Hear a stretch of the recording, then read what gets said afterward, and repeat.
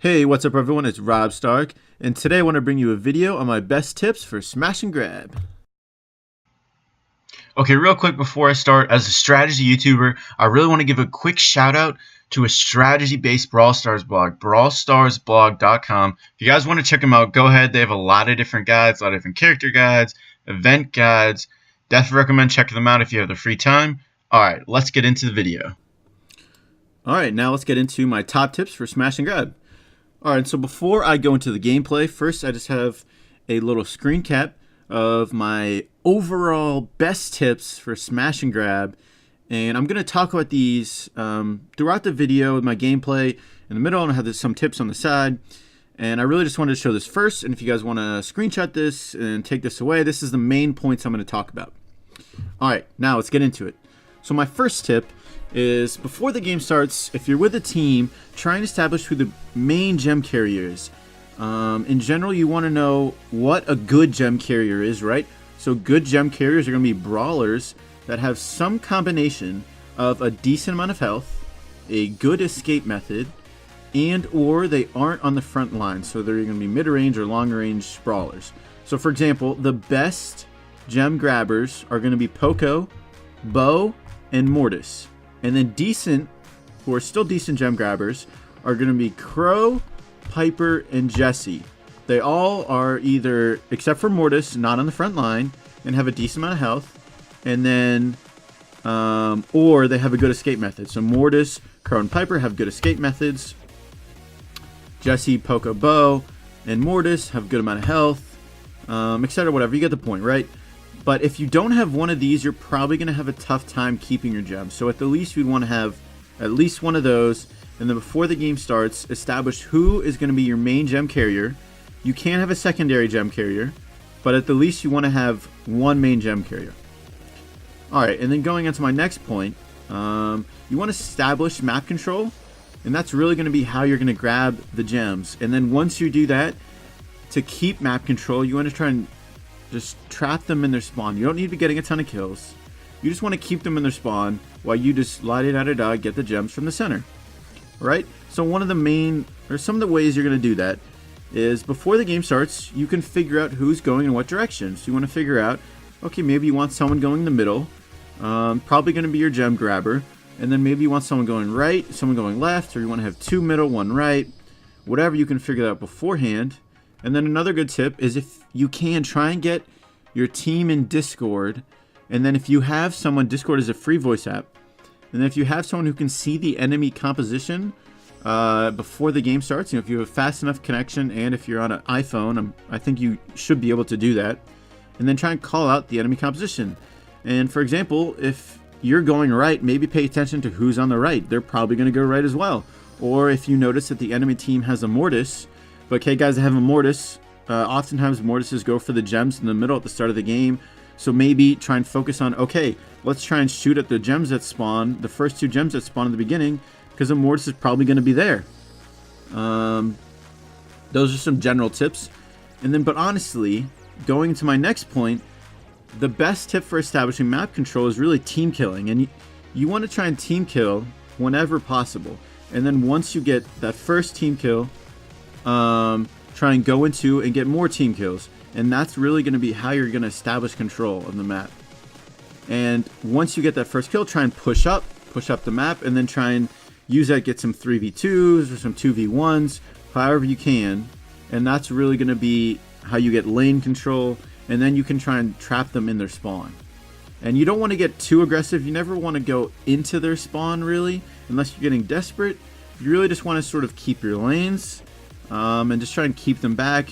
Get your chip shots, shoot them, fall away, stuff like that. Alright, then going to my next tip. If you have gems, don't be too aggressive. Now I know this seems obvious, but oftentimes, I'm sure this happens to you too, you have teammates who have a lot of gems, and they end up dying, and they give the enemy team gems. And this can be the worst feeling if, you feel like you were dominating or beating the other team most of the game, and then your teammate who has gems, dies and gives the other team gems. And so there are a couple things that happen here. If you have 2+ gems, you want to be situational aware. Maybe if your team has 8 gems, the other team has 0, giving the other team 2 gems isn't the worst thing in the world, especially if you're a frontline unit.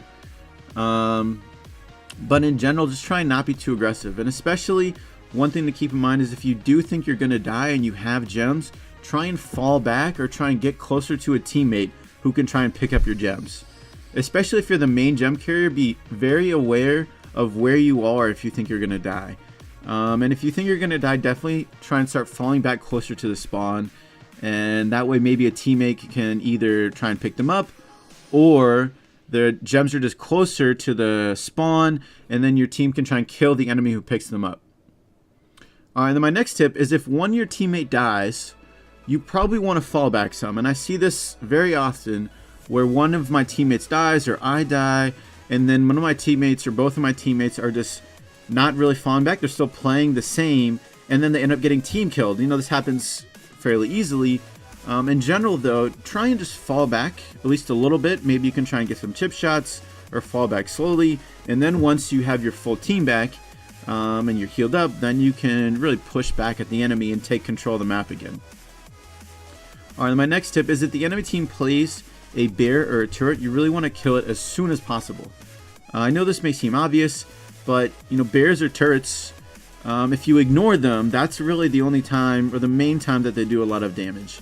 But if you know that they're coming and you see them coming, and you can kill them right away, especially as a team, they're really going to get almost no value. And I really think that'll help you just keep control of the map. And then if you do happen to take some damage while you're killing them, that's fine. Just reload, heal up, and then go back at it, and they won't have that extra advantage on you. Alright, then my next tip is if you don't have meaningful gems, you want to try and sort of suicide once your team gets countdown. And you also want to try and set this up. So for example, if you have someone on your team who has 9 gems and you're 1 away from countdown, don't grab that last gem. Unless the person with 9 gems is unable to get that gem, try and have them get it. This way you can suicide, and then you can protect your teammate, you can take shots for them, or example, if they're falling back to spawn, you can suicide and then come back, and you're coming back invincible for a few seconds, stuff like that. And then also, if one thing that's very important once you do reach countdown is don't really run immediately back to the spawn. You sort of want to run back slowly. You want to try and shoot the enemy as you run back.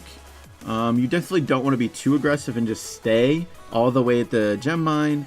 Definitely know the situation. One thing that's important is the enemy team has a Piper and you have gems. Definitely make sure you either get behind cover or you are running back to the spawn. Because I know this has happened to many people, especially me. If they have a Piper, they can still 2-shot, enemies most of the time. 2 or 3 shot, and then all of a sudden, countdown has to restart, and it gives the enemy team a chance to grab gems. Alright, and then my last tip is once countdown begins, you can still grab 2 gems from the gem mine, and this can go both ways. If your team has 9 gems and the enemy team has 8 and you get 10, don't fall back right away until you get 1 more gem, or well, actually, yeah, pretty much until you get 1 more gem. And then once you get that, then you can fall back. This can go the other way too. If the enemy team is only 2 away you gem-wise and they got countdown and they're falling back to their spawn, just let them go. Let them go and establish control of the middle, and you'll tie them in gems before countdown is over. Pretty much gems spawn every 5 to 7 seconds. It's not an exact, but it's around that. And then you'll have control of the map, and then you'll get countdown, and then you can get countdown again, and you can get control of the game and win. Alright, and then also one real last quick tip. Try and save your super for countdown. This is just help you keep your gems or kill the enemy gems.